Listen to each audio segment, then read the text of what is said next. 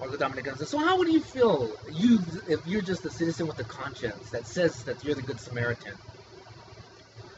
and you're put in a situation that if you basically you're trying to get something to be fixed or get some type of clarity on something, if you do, there'll be consequences, there'll be retaliation. And it comes with the most simplest things, hygiene and the food. Because remember, in the beginning, I didn't really have a lot of great hygiene products, man. You know, when I needed a jacket spray, my aunt said, "Oh, well, that's too expensive," and made it like a big issue. It's like $5, man. Uh,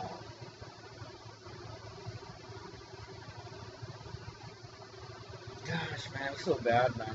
It really was. I remember I covered this in a long documentary.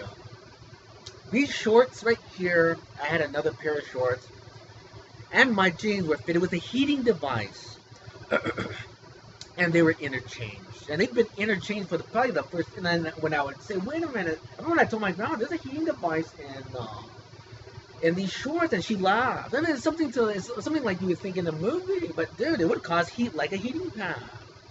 I ended up getting a chronic jock itch, man. But I can't prove that unless somebody. I'm gonna need somebody to whistleblow on that. Totally, man. I'm serious. Because that's something so easy. Someone can say, "No, we didn't do that." You know what I mean?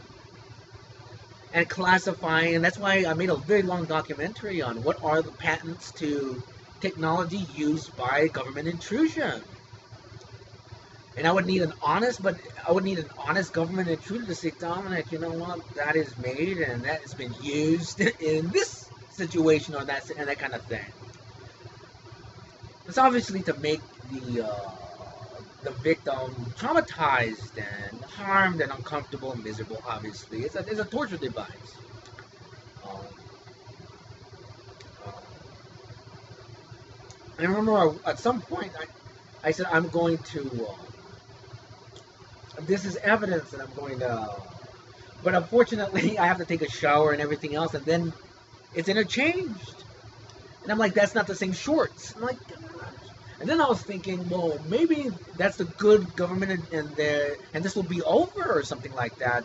You know, my naive self thinking, oh my God, man, maybe they found that happened, and that's just not what happened. Just my life got worse, man. Uh,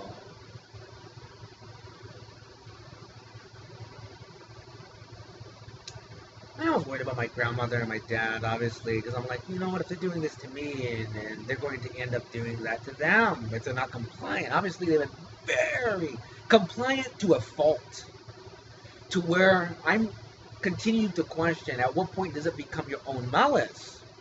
It's not just the government intrusion malice. Uh, and then what's my rights? What's the law? And again, I have the right to forgive, and I understand religion's obviously been used with my family, and just all the conversations that I've had with them, and then then I'm questioning. Okay, now you have this individual from the Catholic, you have the Catholic Church. Food. This is what's said. Uh, then how is the government intrusion using the Catholic Church in these scenarios? To me, spiritually, God, that's confirmed. But I need evidence. Again, anybody can say anything. I'm the kind of guy that I want evidence associated to what I'm saying, so it's not just me saying it. So when I'm talking about these incidents, I want the surveillance of me asking what church do you work for?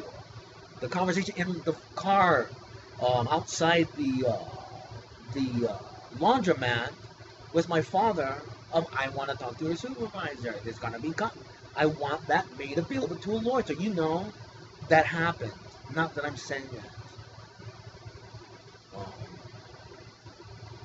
Because I'm such an extreme government intrusion, there has to be that. Then I want that given to my liberal lawyer in a human rights group, whether I'm alive or dead. um, You can't classify this stuff legally. These are fascist, communist, and socialist actions. You can't do that.